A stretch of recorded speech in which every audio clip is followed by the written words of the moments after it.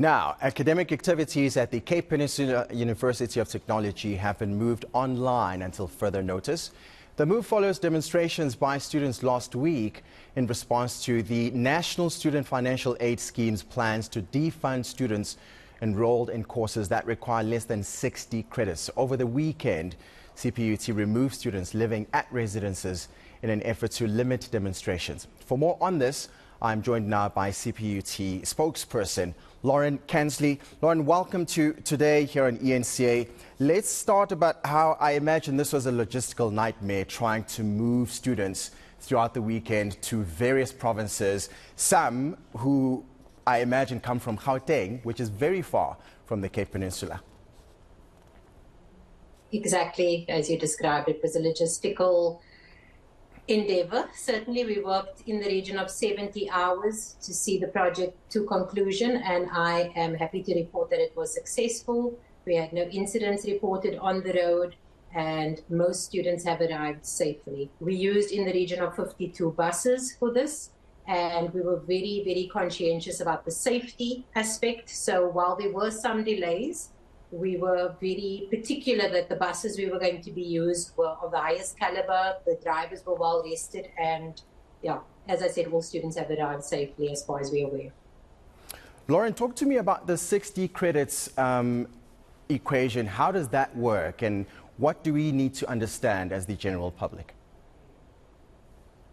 So I think why you've seen these upstarts of protest action is because the 60 credits essentially says that if you only have credits bearing to the region of 60, it means that you probably have failed something along the way, and you perhaps are just carrying one course to complete. And NSFAS has now said that they will no longer fund a living allowance, a transport allowance, and a few other codes. This came as a surprise not only to the students but to the institution as well, because we were notified at the beginning of the year that these students were green-lit and we allowed them into the institution, and we were as surprised as they were when we had a meeting with NSFAS. I think it was about 10 days ago, and this was outlined to us. And what's next now for the students who have arrived home safely? I know the online exam process isn't in itself quite a process because of load shedding. There could be network issues, etc., etc. How are you hoping to deal with that?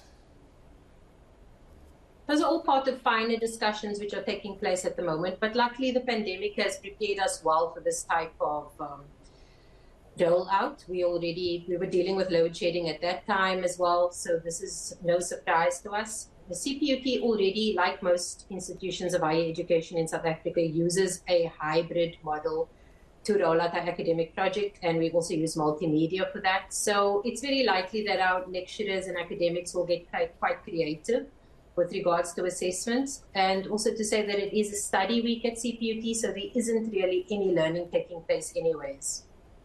And in terms of protest action, what's the situation like on the ground right now as you and I speak? I think that the situation on the ground is exactly what we would have hoped for. It is quiet, and I think that it just shows the decisive leadership from our management on this issue worked. That if we had not vacated residences, that the institution no doubt would have seen an escalation in the protest action. It is quiet. It was a quiet weekend. Our focus was on getting all of those thousands of students home, and it is a success. And what's going to happen next, Lauren? Well, next we'll be focusing on the academic project. We'll obviously be looking at all the challenges with regards to data, with regards to load shedding, and we'll also be looking at what happens to the students who haven't left, because that is also a concern of ours. We have made an allowance for the international students, and we know who they are.